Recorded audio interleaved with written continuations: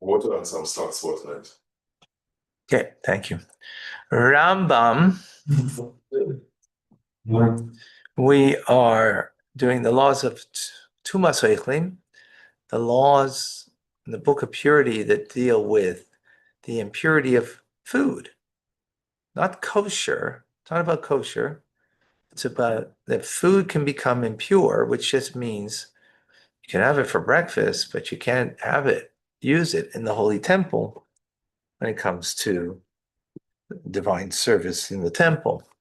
I'm going to do the second chapter instead of chapter 10. We're doing chapter 11, okay? And what, Yeah. Chapter 11? Okay. Okay. Yep. When one harvests grapes to sell in the marketplace or dry, they do not become susceptible to impurity unless they come in contact with liquids when the owner desires that they do as other foods. So remember, when produce is growing on a tree, it's not susceptible to impurity. It's connected to its roots. Once it's now harvested, and if one of the 7 liquids fell on it, let's use water as the main one, right? And what's important, it has to be with the desire of the owner that water fell on it. Like, if you took your apple and you washed it, well, you wanted water to come upon it. That was your desire.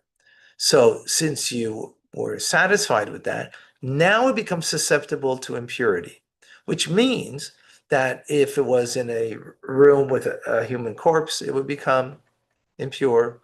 If it was, you had a bunch of grapes and was found, a dead carcass, a carcass of an animal, right? That it touched, then it would become impure, which again, impure means that you can't use it for holy purposes, like when you journey in the holidays to the holy temple and you would eat there your second tithe. So it could not be part of that, or it could not be truma, and other possibilities. But you could have the grapes for breakfast or for a snack on any given day. If they're impure, now they will in turn make you impure, but that's okay.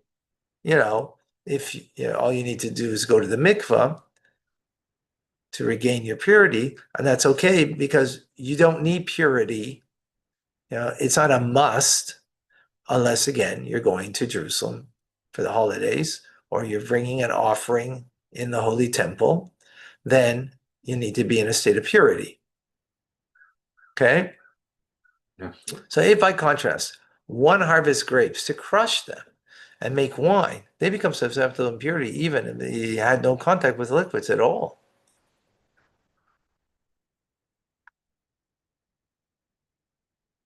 If they were touched by an impure object, they contract impurity. This is a decree of rabbinic origin.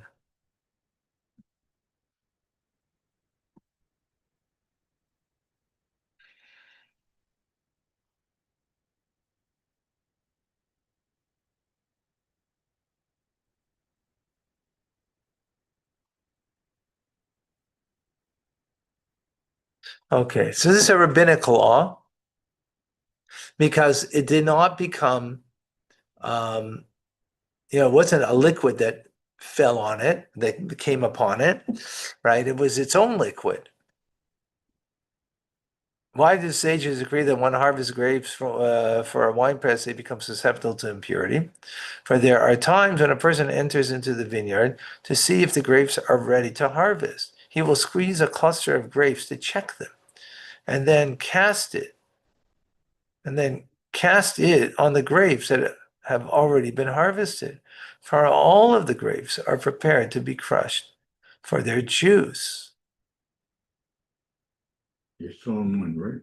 Mm-hmm. Okay. Squeeze cluster grapes, check them. Okay. So when he squeezed it to see if they're ripe, Mm-hmm.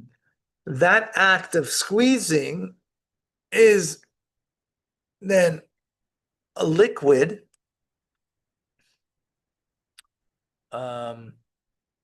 that intentionally the owner has exposed them to contact with liquids. Mhm.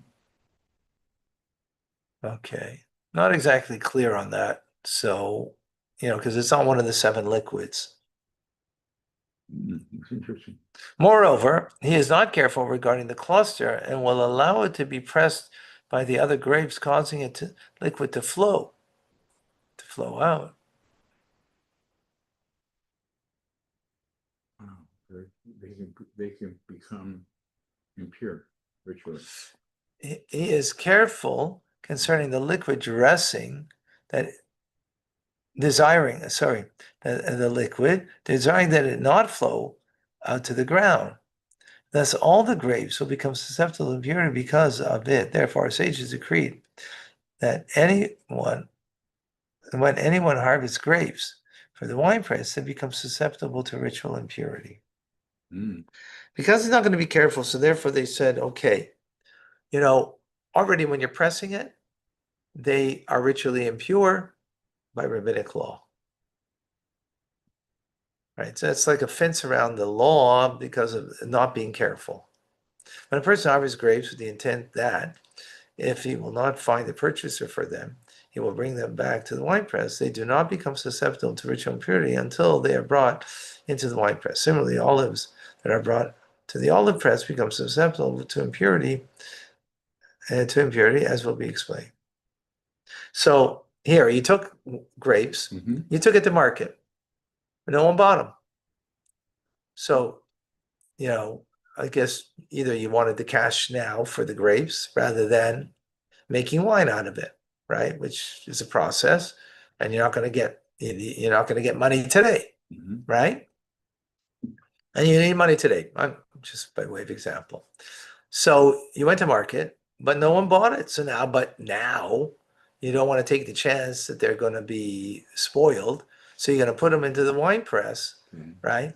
So sometimes we since eventually you're going to put in the wine press, they only become susceptible to ritual impurity is when in fact you put them into the wine press rather than there might be a chance to. Okay. Mhm. Okay, when a person harvests grapes and places them in a storage pit or spreads them out on leaves, they become susceptible to impurity because of the liquids that are released by them, since he is concerned with the liquids. That is the reason he placed them on the leaves or in the storage pit that is like a cistern. Sister. Others, what's going to happen because of the weight of the grapes on top of each other, there's going to be some juices that are going to come out. They're going to be released, right? Mhm.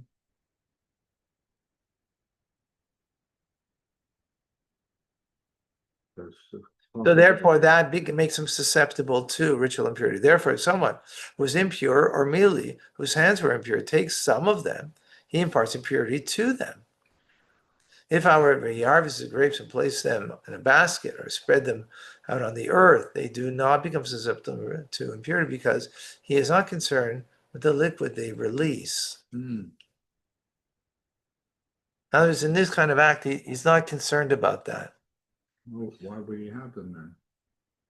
I understand. He has to make wine out of them.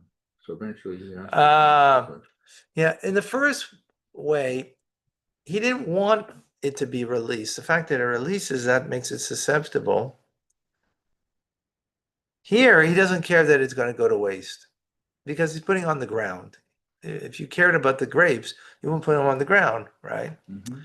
So that means he doesn't care what their end is because they're rotting. Let's say they were rotting. Mhm. He puts them on the ground, so he's not particular, right? So intense. So therefore, they don't become susceptible to impurity because he doesn't want it as food or as a liquid. Mhm. He doesn't care at this point. Therefore, the impure person may take them and partake of them, even though they are split open and the juice is dripping from it.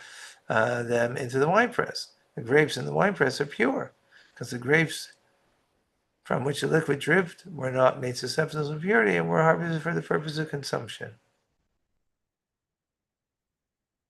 A similar ruling applies in the following instance. A person took the grapes from the basket or from the earth, from where they were spread, and partook of them, leaving over a saw or two, which he cast into the winepress.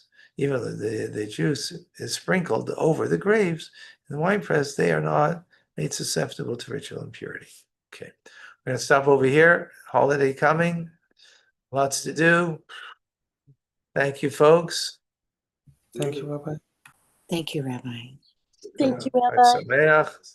An amazing holiday. Tomorrow night. Thank you. what